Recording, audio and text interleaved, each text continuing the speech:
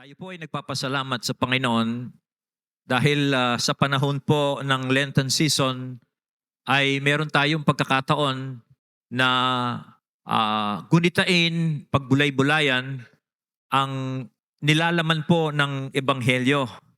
At nais ko pong sariwain muna yung ating pinag-aralan noong linggo dahil kadugsong po ng pag-aaralan natin ngayong umaga yung pong napag-aralan natin noong linggo. Ang passion o ang pagdurusa at kamatayan po ng ating Panginoon at ang kanyang pagkabuhay na maghuli, ito po ang highlight ng ministeryo at misyon ng ating Panginoong Jesucristo. Ito po ang pinakadahilan kung bakit ang Panginoong Jesus ay nagkatawang tao at bumaba dito sa lupa. Marami pong mga tao, alam nila ang mga events na ito, yung pong pagdurusa, kamatayan, pagkabuhay na maguli ng Panginoon. Alam po ng maraming tao yan. Ngunit, nakalulungkot lang, hindi po nila alam ang kahulugan nito. Kaya nananatili po silang hindi nagbabago yung kanilang pamumuhay. Ngayon pong araw na ito ay araw ng palaspas. Maraming mga tao ang makikita po ninyong medala ng palaspas.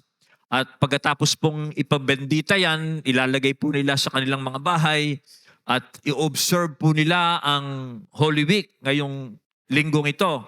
Pero pagdating po ng Lunes, babalik din po sila sa dati. Parang yung event na pinaka-main event, pinakadahilan kung bakit nagkatawang taong Panginoong Jesucristo na naog siya dito sa lupa, hindi po nila alam ang significance nito sa kanilang buhay. Kaya ito ang pinag-aaralan natin. Ano ba ang significance nitong mga major events o main event ng ating Panginoong Jesucristo? Now, binanggit po natin last week na itong mga pangyayaring ito, bago pa nangyari, ay ang Panginoong Jesus nagbigay siya ng preview. No, parang snapshot, ipinaliwanag niya sa pamamagitan po ng pag-celebrate nila ng Pasko, itong Passover, na ang Panginoon ay kinonvert niya yon as His Last Supper with His disciples, ay yung pong mangyayari sa Panginoon, nung panahon yon, matapos po siyang ipagkanulo, tapos dadakpin siya, tapos hahatulan siya ng kamatayan, and so on and so forth. Bago po nangyari yon, ang Panginoon ay nagbigay siya ng preview sa pamamagitan po ng Passover meal with His disciples. At tinignan po natin na dalawang mahalagang dahilan kung bakit po nagkaroon ng Paskwa na binigyan ng bagong kahulugan ng Panginoon through His Last Supper. Now, dalawang dahilan po ang purpose ng Passover na i-accomplish po ni Jesus by His suffering and death. Dalawa, gusto ko lang pong i-remind kayo. Next slide. Ang purposes po ng Passover, ito, freedom of God's people from their slavery of sin. At saka po yung pangalawa, forming them, yung pong mga pinalaya ng Panginoon sa kanilang mga kasalanan, sila po ay ifo-form ng Diyos into a new covenant people. Yan po ang main purposes kung bakit po merong Passover na that time ay ginunita po ng Panginoon kasama yung mga alagad. Kung titingnan po natin ang Bible, ito po ay pagbabalik tanaw sa Exodus ng mga Hudyo from Egypt. Ang mga Hudyo po kasi ay naalipin po sila sa Egypt for 400 plus years. At ini-institute nila from nung sila po ay palayain na ng Diyos dun sa Egypt, ini-institute po ng Diyos yung Passover. Na ngayon ay sinelebrate ng Panginoon kasama yung kanyang mga alagad. Na yung Passover po yon ay iniutos po ng Diyos sa mga Hudyo na gagawin nila taon-taon yon. Pero yung full meaning, yung buong kahulugan po ng Passover ay matutupad yon pagdating po ng Messiah. At ganun nga po ang nangyari, nung dumating ng Panginoong Jesucristo, binigyan niya ng full meaning ang Passover. At dalawang purpose, freedom of God's people from their slavery and forming them into a new covenant people of God. Now, ano po ang means o paraan para po palayain ng Diyos ang kanyang bayan sa kanilang mga kasalanan at sila po ay i-form as a new covenant people. What are the means? Ano po yung paraan ng Diyos? Well, yun po ay nangyari sa pamamagitan ng pag-aalay po ni Jesus ng kanyang katawan by offering His body. Nang sa nga po, mapalaya ang bayan ng Diyos sa kanilang kasalanan. At yung pangalawa po ay ibubuhos ni Jesus yung kanyang dugo para po ma-form po sila sa bayan ng Diyos. Now, yan po ang tinalakay natin noong nakarang linggo at siyempre hindi natin uulitin yan because it was really very dense na pag-aaral. Pero ngayon pong umagang ito, nandito na tayo sa chapter 23 ng Luke. Dito sa chapter 23, ninanarrate po sa atin ni Dr. Luke, okay, ano ang mangyayari para matupad itong sinabi ng Panginoong Kristo in the Passover meal with His disciples. Ano po ang mangyayari? At ito na nga po yun. Now, dito po sa Luke chapter 23, ay 3 bagay ang in-emphasize. In-emphasize po ni Evangelist Luke, okay, para po ipakita niya yung mga mangyayari na para matupad yung meaning ng Passover. Una, yung kung papaanong ang Diyos, inihayaan po niya yung mga religious, yung mga authorities, religious and political, na magkaisa po sila para ipapako sa krus si Jesus. Pangalawang ine-emphasize ng Luke 23 ay yung pong bagamat si Jesus ay ipinako sa krus, makikita natin si Lucas po ay ine-emphasize niya yung innocence ni Jesus. Yung walang kasalanan si Jesus that deserves condemnation, even crucifixion. At yung pong pangatlong yung ine-emphasize dito ay yung kung papaanong sa pagkapako po ni Jesus sa krus ay pinufulfill niya yung prophecies. So yun po yung titingnan natin ngayong pong umagang ito and ganito po ang structure ng message ko ngayon. We will look at those 3 things and then every point, every emphasis ay titingnan natin ano ang application nun sa ating pamumuhay. So, yun po. Now, unang ine-emphasize po sa Luke 23 ay makita ho natin ang Diyos, hinayaan po niya yung mga religious authorities and the political authorities to gather themselves against Jesus. Yan po makita natin dito. Now, ito po is in fulfillment doon po sa prophecy sa Psalm 2. Yung pong pagkakaisa ng mga authorities against God's anointed was prophesied by David doon po sa Psalm 2. Ito po ang Psalm 2. Why do the nations conspire and the peoples plot in vain? The kings of the earth rise up and the rulers band together against the Lord and against His anointed. That is being prophesied. Now, sino po ang nagko-conspire? Sino ang mga nagkuntsabahan po para isakdal nila ang anointed ng God, yung pong Messiah? Una, ang mga religious leaders po ng mga Jews. Ito pong mga religious leaders ng mga Hudyo, ang bintang po nila sa Panginoon, ang charge nila sa Panginoon is blasphemy. Blasphemy dahil Jesus, tinatawag po niya ang kanyang sarili bilang anak ng Diyos. As the Messiah, bilang hinirang ng Diyos. Yan po ang charge nila kay Jesus. Na yan po, ayon sa kanilang kautusan, is punishable by death. Capital punishment.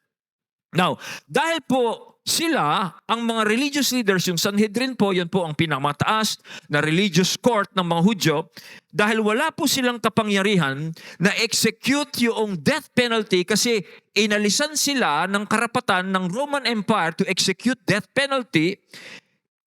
Ito po, para po mangyari yung kanilang nais na patayin si Jesus, siya po ay dinala sa korte ni Pilato. Okay? Dahil yung pong blasphemy ay wala pong weight yon doon sa Roman court. Pero sa court nila, they have to kill him because of blasphemy. Pero wala silang karapatan. Kaya yung religious charges ay ginawa nilang political charges. Kaya pagdating po nila kay Pilato, ay yung pong inakusahan nila si Jesus for 3 political charges. Una, sedition. Sedition. Na sinabi nila, si Jesus daw po ay hinihikayat niya ang mga Hudyo na magrebelde laban sa Roman government. Kaya ang sabi nila sa verse 2, we found this man misleading our nation. That's the first charge, sedition. Okay? Yung pangalawa, forbidding paying taxes to Caesar. No, sinyarge po nila na si Jesus, pinagbabawalan daw po silang magbayad ng buwis kay Caesar, which is actually false. Yan po ay false charge. At yung pong pangatlo ay yung sinasabi po nila na si Jesus mismo, kine-claim niya na siya isang hari. This is a direct challenge to Caesar.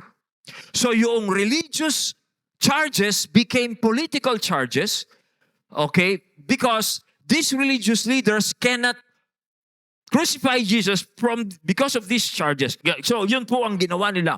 So, dinala po ng mga religious leaders si Jesus. Now, sino pa ang nakuntsaba nila? Si Herod. Si Herodes. Now, si Herodes naman po, nabasa natin, ay dumating siya sa scene, nasama siya sa usapan dahil si Pilato po ayaw niyang nais ng iwasan yung pong responsibility niya to judge Jesus. Okay? Kaya nung malaman po ni Pilato na si Herodes na si Jesus ay taga Galilea, ay pinadala niya kay Herodes si Jesus. Kasi si Herodes po, sakop niya yung pong Galilea.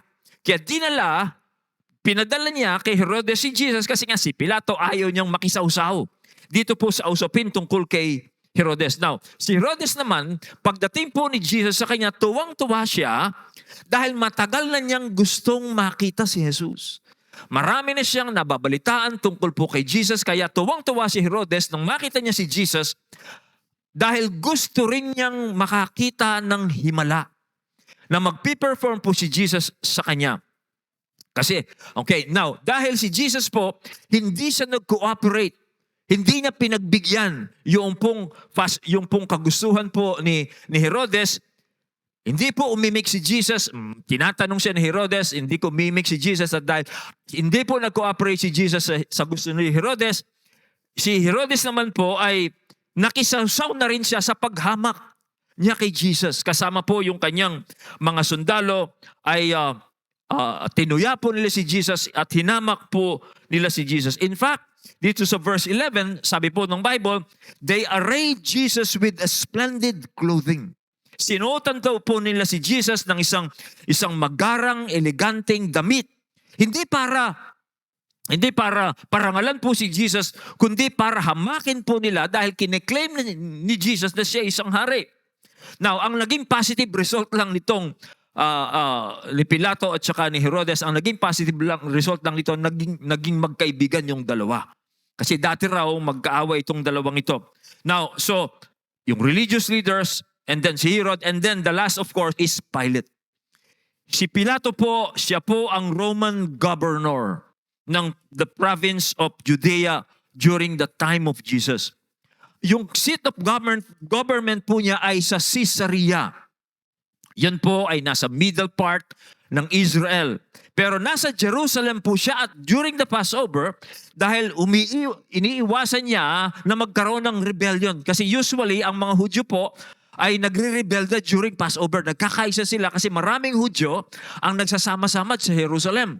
Kanya po nandun si Pilato, bagamat ang kampo niya ay nasa Caesarea, nasa Jerusalem siya dahil iniiwasan niya ang mga religious activities ng mga Hudyo. Now, pansinin natin, si Pilato po, yung willingness niya, yung kagustuhan niya, yung handa niyang ipapako o i-execute si Jesus, hindi po dahil kumikiling siya sa justice, kundi lamang po gusto niyang umiwas sa isang rebellion. That's his only reason. Dito kasi makikita natin si Pilato, ilang beses po niyang inuulit-ulit. In fact, 3 ulit niyang sinasabi sa mga religious leaders na si Jesus ay walang sala. Ngayon, ang tanong, bakit po inalaw ng Diyos itong 30 entity na ito na magkontsabahan sila against the Messiah? Now, what is the importance of this? Now, ang halaga po ng pangyayaring ito, maiintindihan natin pag po alam natin kung ano ang ginagawa ng Diyos sa puntong ito. Na ang Diyos po, ina-allow niya itong mga authorities, religious and political, to connive themselves against the Messiah. Of course, this is according to the prophecy. Yung pong binasa nating prophecy kanina. Pero ang pinaka-main reason po ay ito. Pinagtitipon po ng Diyos ang lahat ng forces of evil in and against the Messiah. Dahil in the cross, He will defeat all these evil forces. Yan po ang pinakadahilan. Hinayaan po ng Diyos na magkunsabahan sila, magkaisa po sila itong mga puwersa ng kadiliman at ng kasamaan upang sa pamamagitan po ng krus ni Kristo, tatalunin po sila ng Diyos. Lahat po ng kanilang puot, galit, ganid, lahat po ng kasamaan at kadiliman na nangyayari noon, iipunin po yan ng Diyos. Doon sa krus, kaya pag makita natin mamaya, mismong sa krus, tinutuyan nila ang Panginoon. Pinagsama-sama po ng Diyos ang lahat ng puot nila, galit nila, yung ganid nila sa kapangyarihan. Nang sa ganun nga po, doon, pag naipon na po ng Diyos, doon sa krus, doon sa Messiah, tatalunin po nila ang Diyos. Sa tingin po ng mata ng makasanlibutan, natatalo ang Messiah. Pero ang totoo, sineset up sila ng Diyos. Okay? Doon sa krus. Kasi mababasa po natin sa Bible, sa pamamagitan po ng krus ng ating Panginoon, ito po ang mangyayari. Didisarmaan po ng Diyos ang lahat ng mga may kapangyarihan at may kapamahalaan at sila po ay pawawalang bisa. Ilalantad po sila sa kahihiyan ng Diyos. Lahat ng mga rulers and authorities, ilalantad sila ng Diyos sa kahihiyan.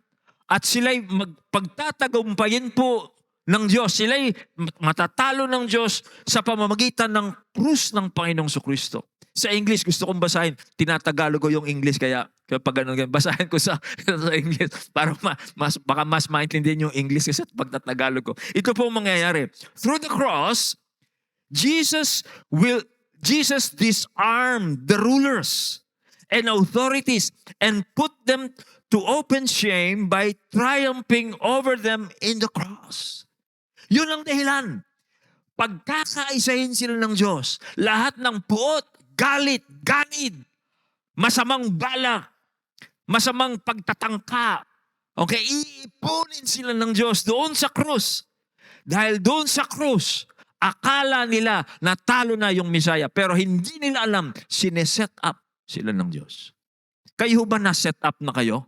Kung ginagawa nyo yung gusto nyong kasamaan, hindi nyo alam, sineset up pa lang kayo. Parang ako nun. Sinet up ako hanggang ako ipasok sa bilangguan. That is what God is doing. God is allowing these things. Sineset up niya sila. Because in the cross, Jesus disarmed the rulers and authorities and put them to open shame by triumphing over them in the cross. Maaring at this time po, si Satan, ang diablo at ang kanyang mga dark forces na nag-i-inspire doon sa mga religious leaders and political leaders, ini-inspire yan. Maring si Satan, natutuwa siya. Dahil nito mamamatay yung anak ng Diyos, papatayin niya sa pamagitan ng political and religious connivances. Maring natutuwa siya, pero hindi alam ni Satan. Si Jesus Christ, through Jesus Christ, He will be defeated in the cross. Yan po ang kahulugan niya, mga kapatid. How? Paano pong madidefeat yung pong rulers and authorities at pawawalan sila ng bisa? Paano? Kasi sa pamamagitan po ng krus, yung pagkakautang ng tao sa Diyos. Dahil hindi po natutupad ng tao ang kanyang parte doon po sa pakipagtipan ng Diyos, yung pong pagkakautang ng tao dahil sa kasalanan, buburahin po yan. Tatakpan po yan. Dahil babayaran po yan ni Jesus sa krus. Ganun po madidefeat ni Jesus yung pong mga evil forces. Kaya po pag ang isang tao sumampalataya sa kay Kristo, lumalaya siya sa kasalanan. Okay? Kaya dahil malaya na po ang tao sa kasalanan, yung Satan, yung mga evil forces, hindi na nila matutokso yung na kay Kristo. Maaring ma-insight po o maaring tuksohin pa rin ng diablo, ng masamang spirito ang isang Kristiyano, pero hindi na siya muling mapapaalipin. Kasi tinalo na po siya ng Panginoon. Kanya po, dito makita natin, yun ang nangyayari that time. Tuwang-tuwa yung mga tao, tuwang-tuwa si Satan, but they did not understand. They are being set up. Okay? Because Jesus will triumph over them. Kaya nga po ito ang sabi ni Apostol San Pablo. Sabi niya sa 2 Corinthians 2:8, none of the rulers of this age understood this. For if they had understood what they were doing, they would not have crucified the Lord of glory. Kung naintindihan yan, sabi ni Apostol Pablo, kung naintindihan ng mga rulers ang ginagawa nila noon na sila'y sineset up, hindi nila gagawin. Pero yun po ay ginawa po nila dahil hindi nga po nila naintindihan yung nangyayari noon. Okay? At dahil nga po doon, okay, tinalo po sila ng Panginoon. Now, yung pong crucified Messiah, yan po ay kahangalan sa mga hentil. Yung mapako sa krus ang tagapagligtas, that is foolishness. Kahangalan yan sa mga Romano na mahilig sa kapangyarihan ang gusto nila yung kapangyarihan. Isa pong kahangalan sa mga Romano ang isang tagapagligtas napako sa krus. That's foolishness. Sa mga Hudyo naman, ang isang taong napako sa krus ay isang stumbling block. Yan po ay katitisuran. Kasi sa Hudyo naman, ang isang napako sa krus ay kahulugan niya na yung napako ay isinumpa ng Diyos. Kaya sa mga Romano, foolishness ang isang tagapagligtas ay mapako sa krus. Sa mga Hudyo naman, yan ay isang katitisuran. Kasi paanong ililigtas ng isang tagapagligtas yung napako sa krus? Nang ibig sabihin niyan, sinumpa siya ng Diyos. Pero, ito po ang totoo. Ang krus po na pinagtatawanan noon. Okay? At yan po ang kapangyarihan ng Diyos. Para ang sino mang sumampalataya kay Kristo ay lumaya sa kasalanan. Yan po ang kapangyarihan ng Diyos. Ang krus ng Panginoong Jesucristo. Pag alam mo yung kahulugan niyan para palayain ka sa pagkaalipin mo sa kasalanan, bagamat yan ay pinagtatawanan, yan ay kinatitisuran, yan ang kapangyarihan ng Diyos sa sino mang sumampalataya. Meron pong sumulat sa akin ng sa prayer request at hindi ko makalimutan yung kanyang request. Pastor, sabi niya, please pray for me that I will defeat evil and the giants in my life. That I will be free. Ngayon, iniisip ko, anong ibig niyang sabihin? Na siya'y palayain ng Diyos sa evil and the giants of his life. Now, hindi ko man po alam masyado, pero kung tama po ang aking pangunawa, ito yung sagot doon. No? Paano kang lalaya sa puwersa ng kasamaan? Look at the cross. Believe on Jesus, the crucified one who was hung on the cross. Because through the cross, God defeated all the forces of evil. Yan po ang ibig sabihin yan. Okay? Yung giants in your life, hindi ko alam kung ano yung ibig niya sabihin sa giants in your life. Siguro yung malalaking demonyo. Okay? Hindi ko alam kung malalaking problema. Pero ito po ang kasagutan doon sa prayer request niyan. Kailangan mo munang maintindihan kung ano ang kahulugan ng hinayaan ng Diyos na mapako sa krus ang kanyang tagapagligtas. It's foolishness it's a stumbling block, but those who are being saved, this is the power of God. So yun po yung pangalawa. Pangalawang ine-emphasize po ni Luke, this is sa chapter 23. Ito po, ang sa pang-emphasis, Jesus is declared innocent despite being crucified. Si Jesus po, makita natin, inuulit-ulit po ni Luke yan. Siya po ay inosente, hindi guilty. Now, si Lucas po, ay unique siya in this point from the other Gospels. Unique po siya dahil ine-emphasize po niya yung innocence ni Jesus. Okay? Sa kabila po ng kinondemn si Jesus sa crucifixion. Yung pong long narrative, kung babasahin niyo yung chapter 23, it is a long narrative. Matagal pong kwentuhan yan. Pero hindi po dahil hindi ine-emphasize lamang yung trial ni Jesus, kundi yung pong long narrative na yan, pinapakita ni Luke kung paanong hirap na hirap ang mga religious leaders na isakdal nila ang isang inosenteng tao.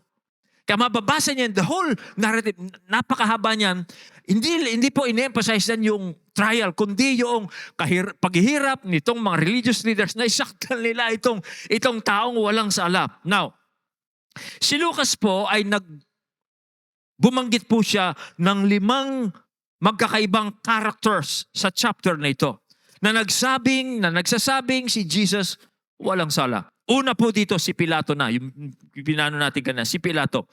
3 ulit na sinabi ni Lucas na si Pilato, dinideclare niya inosente si Jesus. 3 ulit. Una, after Pilate's first hearing. Okay?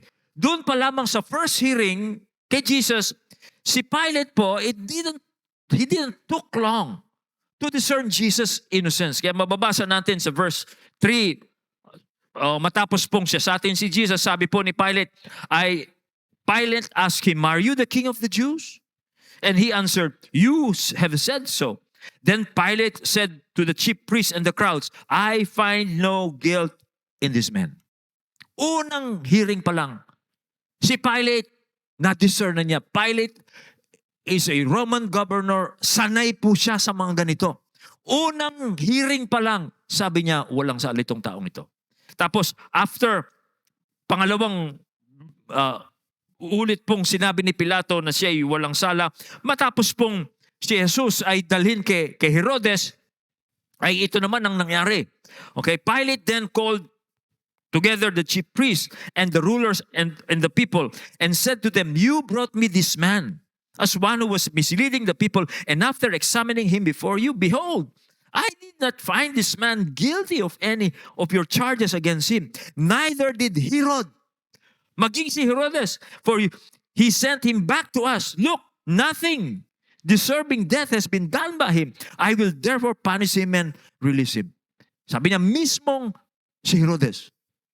And then the third time, sabi sa verse 22, a third time he said to them, "Why? What evil has he done? I have found in him no guilt deserving death. I will therefore punish and release him." Okay, kanya po, si Pilate.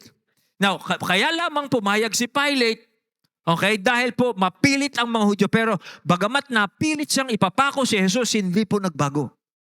Yung pong verdict ni Pilate. Now, sino pa ang nagsabing walang sala si Jesus? Si Herod. Si Herod ayon sa testimony ni Pilate. Kaya sabi niya, mismong si Herod nakita niyang walang sala itong tao ito, kaya pinabalik niya sa atin.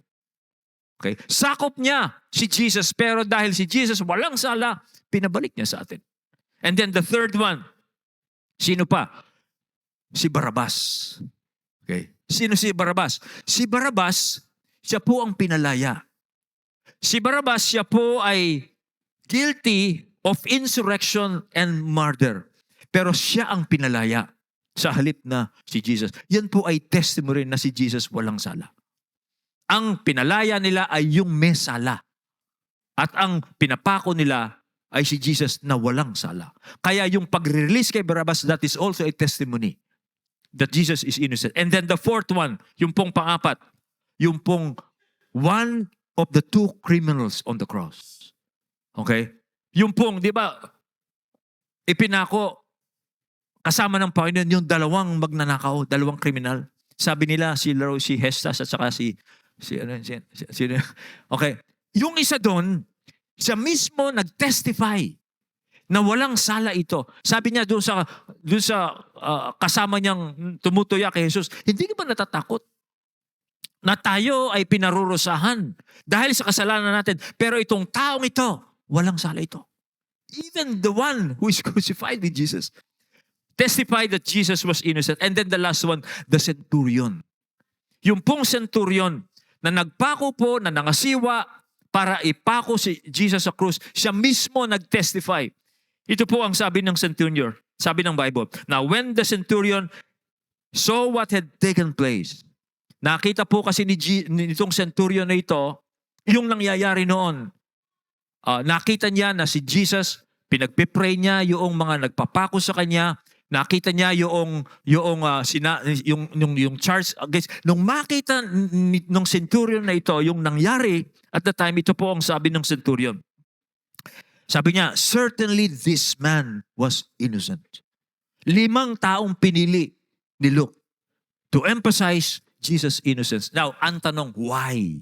Ano po ang halaga nito na kailangang patunayan ni Luke na ito pong si Jesus ay walang sala? Anong significance nito sa gawain ng Diyos?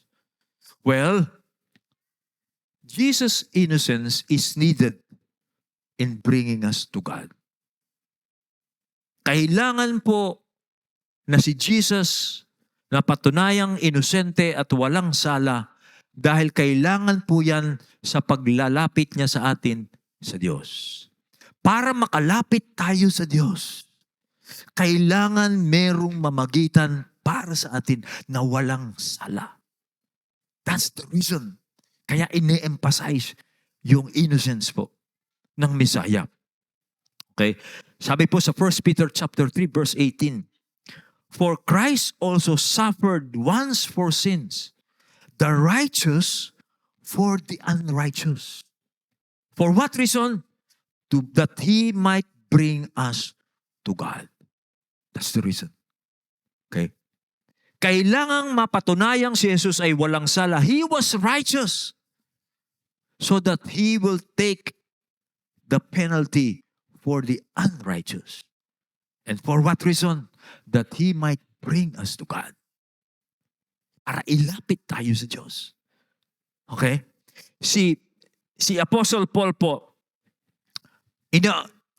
hinihikayat niya yung mga Corinthian Christians na makipagkasundo sila sa Diyos. At hinikayat po ni Apostle Pablo itong mga Kristiyanong ito sa Corinto on the basis of Christ's sinlessness. Sabi po sa 2 Corinthians 5:20-21, we implore you on Christ's behalf, be reconciled to God. God made Him who had no sin to be sin for us, so that in Him we might become the righteousness of God. Napansin nyo? Makipagkasundo na kayo sa Diyos. On what basis? Bakit tayo makipagkasundo sa Diyos? Ang basis nito, si Jesus was sinless.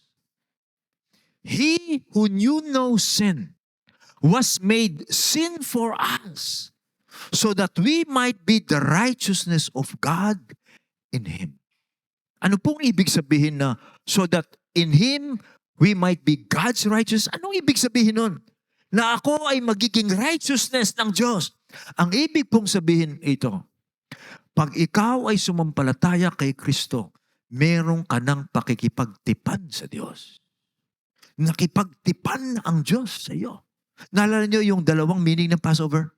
Una, pinalalaya sa kasalanan. At yung pangala, pinoform ka as people of God.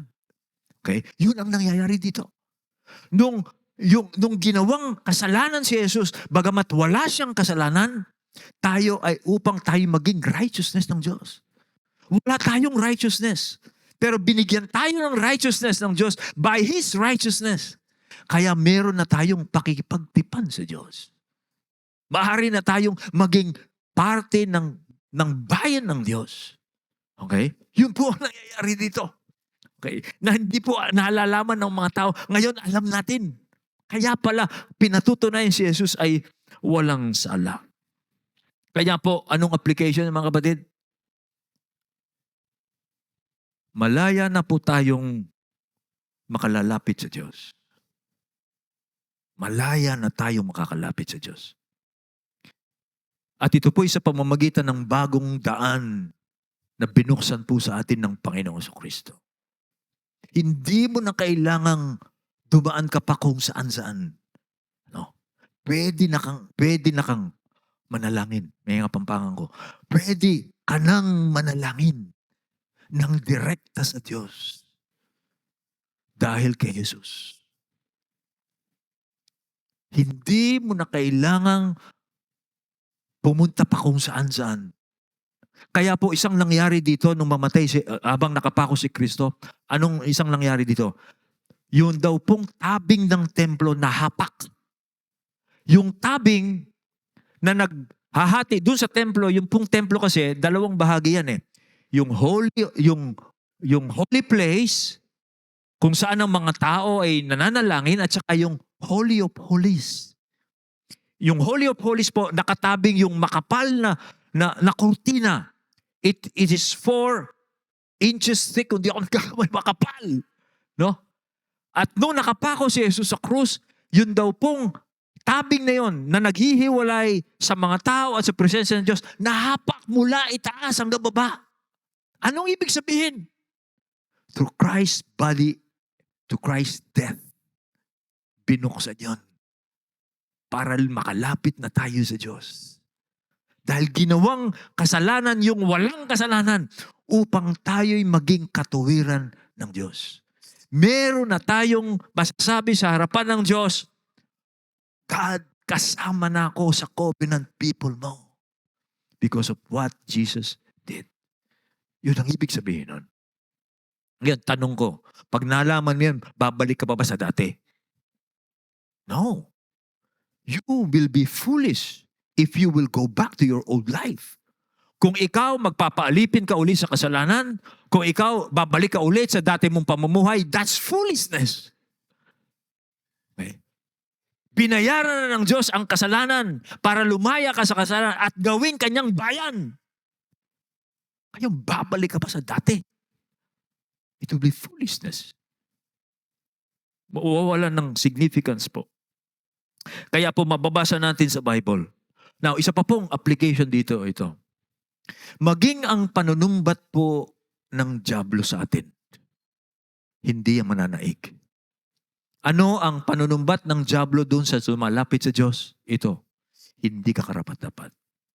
Sasabihin ng dyablo, bubulungan ka, ikaw, lalapit ka sa Diyos, di ba alam yung mga ginagawa mong kasalanan? Hindi ka karapat-dapat sa Diyos. Pero alam ho ba ninyo, maging yung panunumbat ng dyablo, hindi ho yan mananaig. Tatalunin po natin ang dyablo sa pamamagitan ng dugo ng kordero ng Diyos. Makakalapit na tayo. Kahit na sumbatan tayo ng dyablo, hindi siya pakikinggan ng Diyos. Ang pakikinggan po ng Diyos ay yung tagapamagitan natin sa Diyos ngayon, ang ating Panginoon Kristo. Siya ang pakikinggan ng Diyos. Hindi po ang dyablo. Kaya yung sister na sumulat sa akin, ito yung sagot. To be free from evil, to overcome the giants in your life, ito ang dapat nating malaman. Kailangan may basis ka kasi sa iyong sinasampalatayanan eh. Kung walang basis ang sinasampalatayan, wala ka, hindi ka tatayo. Kahit na sabihin, may faith naman ako, ano saan nakabase? Ang pananampalataya ho natin nakabase dito sa ginawa ng Diyos through Jesus. Una, pinagsama-sama po ng Diyos yung pwersa ng kasamaan at tinalo sila sa krus. At dito naman si Jesus pinatunayang walang sala. That's it, kailangan yan para tayo makalapit sa Panginoon. Kaya dito makita natin isang ewan ko, napansin yun. Bakit po hindi napakikinggan ng Diyos si Satanas pag tayo ay sinusumbatan, pag lumalapit tayo sa Diyos? Sinong pinalaya? Si Jesus o si Barabas? Sinong pinalaya? Si Barabas. Sino si Barabas? Siya'y may sala. Sino pinako sa krus? Si Jesus. Anong ibig sabihin yan? Tayong mga makasalanan pinalaya. Si Jesus na walang sala ay namatay para sa atin. kapatid, ito yung ebanghelyo. Ito yung mabuting balita na dapat nating panghawakan, sampalatayanan. Dahil dito tayo inililigtas ng Diyos. Kaya dapat nating maintindihan yan. Kaya natin sineselebrate yan. Inililigtas po tayo ng Diyos sa pamamagitan ng mga katotohanan itong ginawa niya sa pamamagitan ni Jesus. Kaya ito yung main event ng ministry at mission ni Jesus. Dahil dito palalayain ng Diyos ang kanyang bayan at gagawin silang bayan ng Diyos, a covenant people of God. Through Jesus' death and then eventually His resurrection. Alam ho ninyo ito, madalas, Pastor, pag-pray mo ko, pinagpe-pray ko po kayo. Pero there are times, sumasagi sa isip ko, pag nagdi-devotion ako, kumusta na kaya si kapatid? Kasi nagpapapray ito. Hindi ko na po alam anong kalagayan through the week eh. Ito po ang paalala ko sa inyo. Kung ikaw ay na kay Kristo, pag kailangan mo ang tulong ng Diyos, kung kailangan mo ang kapangyarihan ng Diyos, kung kailangan mo ang biyaya ng Diyos, manalangin ka. Kahit na po malayo ka sa church, kahit na po hindi mo makontak si Pastor Jim, hindi mo makontak yung cell leader mo, manalangin ka. Sa oras na kailangan mo ang biyaya ng Diyos, sa oras na kailangan mo ang tulong ng Diyos, manalangin ka sa Diyos na nasa langit, pakikinggan ka ng Diyos. Bakit ka pakikinggan? Because of Jesus. For what He did. Ginawa ni Jesus. Kailangan mo ng kapatawaran, manalangin ka sa Diyos. Sa pangalan ng Diyos, pakikinggan ka ng Diyos. You don't need my prayers. Your prayers are good enough as my prayers because of Jesus. So, yan po mga kapatid ang paalala ko. And then, the last one. Ano pa ang ni-emphasize dito at anong kahulugan nito sa atin? Ito po yung pangatlo. Jesus fulfilled the prophecies while He was hanging on the cross. Isa pong, sa chapter 23, isa pong malaking bahagi dito. Siguro mga 7 verses ito, 10 verses. Diyan po sa verse 32 pababa, nandun yung chunk. While Jesus was hanging on the cross, Old Testament prophecies were being fulfilled. Ano po yan?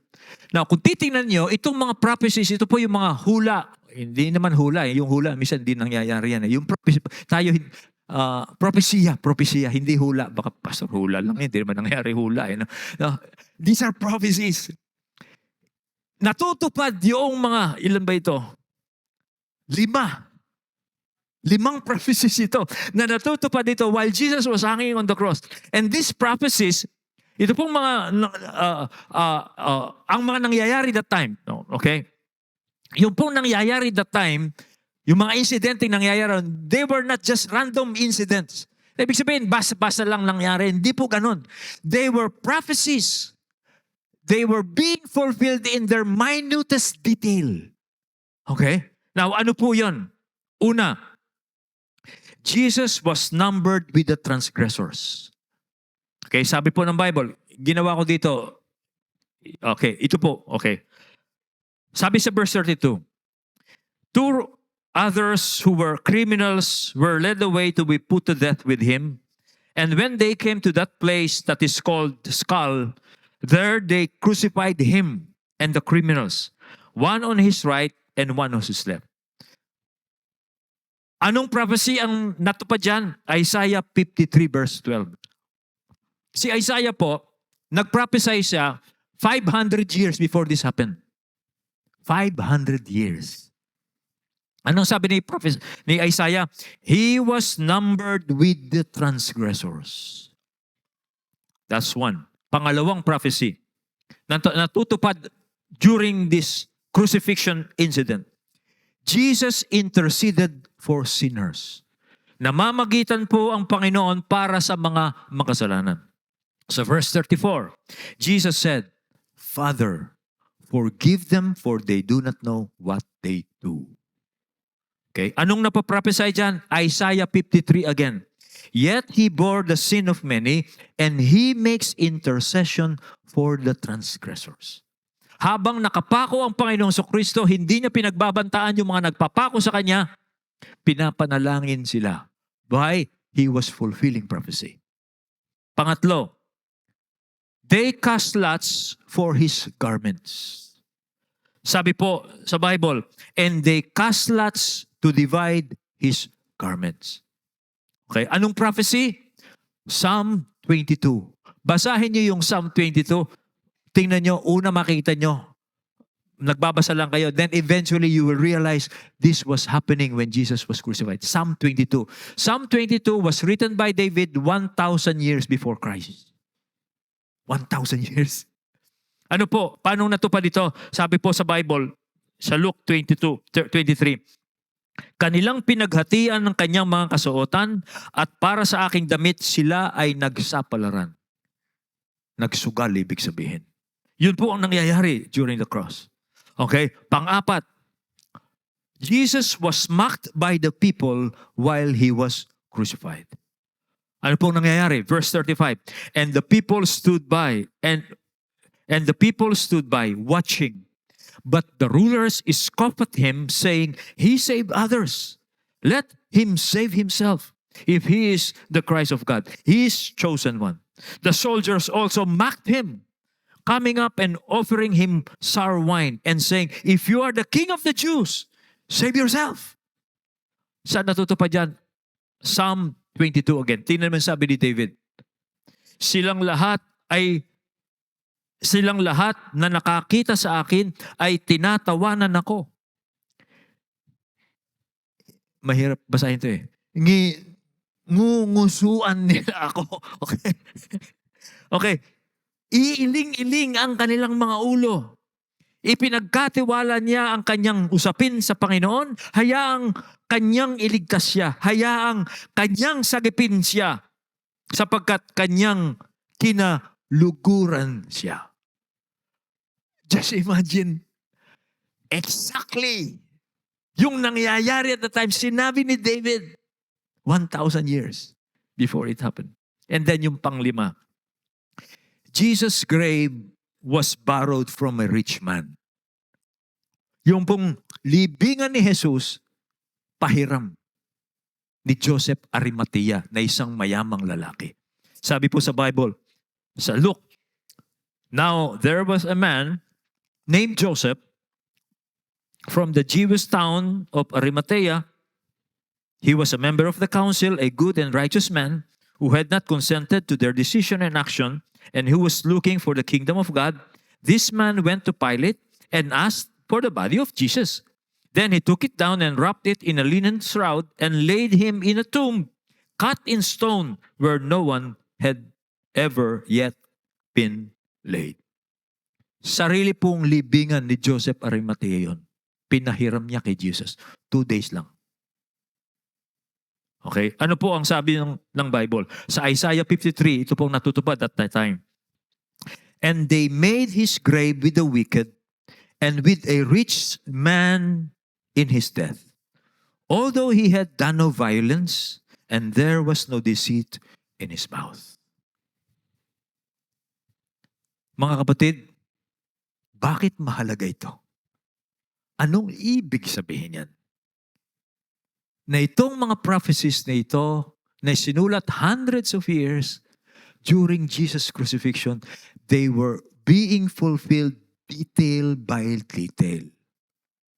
Nagkataon ba yan? Ang ibig pong sabihin yan, this proves that Jesus is the Messiah. Siya po ang inanoint ng Diyos na maging ruler ng kanyang kingdom. Pero bago siya mag-rule sa kingdom of God, kailangan niyang ialay ang kanyang sarili sa krus. For what reason? Pinakita po na siya ang servant of the Lord para yung pong purpose ng Passover ay mabigyan ng tunay na kahulugan. Ano ang purpose ng Passover? 2. Paalala ko lang. Pakita natin ulit. Freedom of God's people from their sin. And then, forming God's people into a new covenant people. Yan po yung dalawang yan. Pag-isipan nyo yan. Alam mo ninyo, application ganito. Tip po lang po sa inyo paano apply. When you are doubting about your relationship with God, think about this event. Kasi ang pananampalataya natin, hindi lamang po created yan. Basta-basta kinikreate mo yan. Hindi. Ang faith po natin, kailangan nakabase yan sa alam mong ginawa ng Diyos. Hindi po kayo tatagal, hindi kayo magiging matatag sa pananampalataya at pagiging tapat sa Diyos kung hindi po ninyo alam ang mga events na ito. Okay?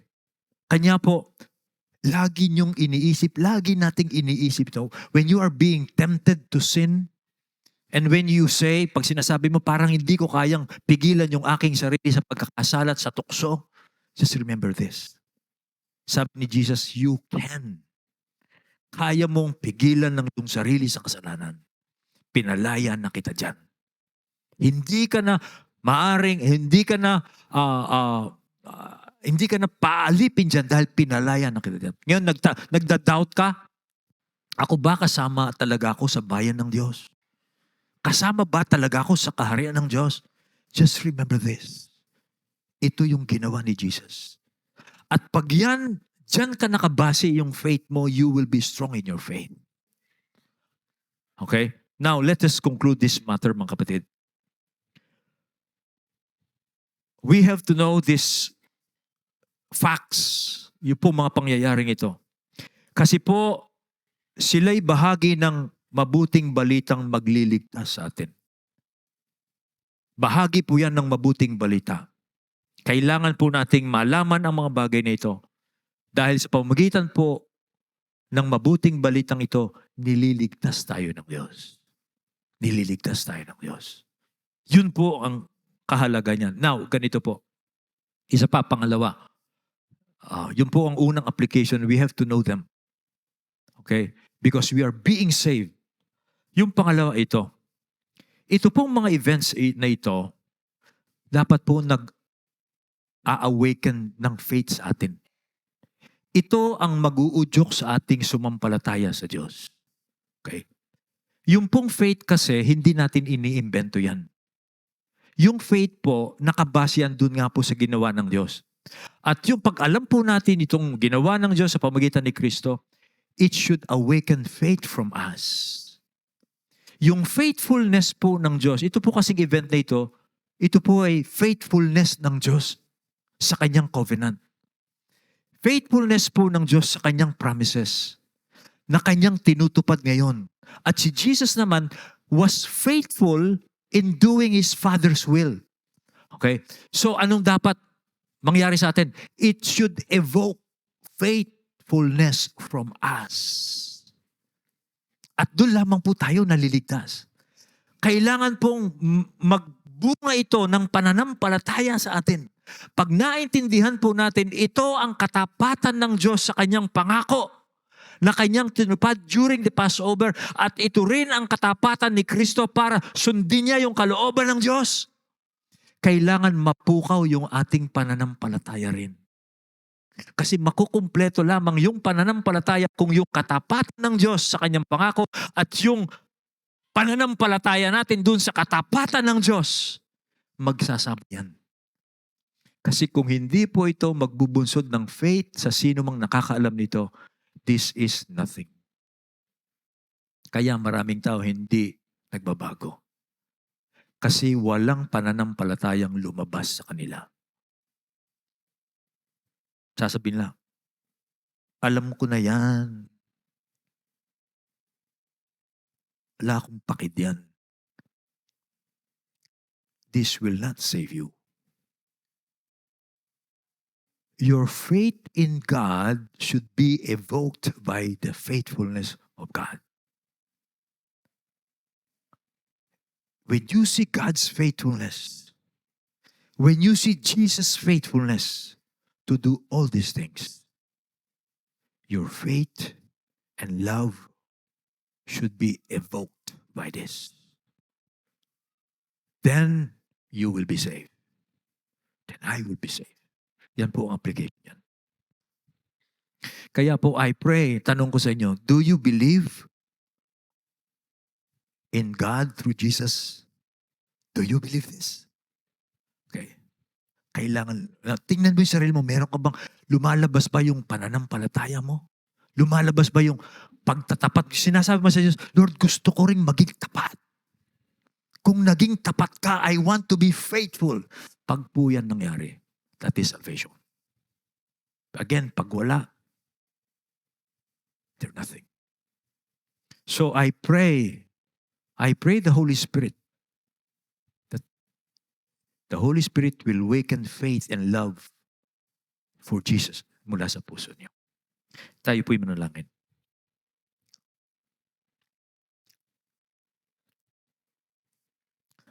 Tayo pong lahat ay tumayo, tayo mananalangin.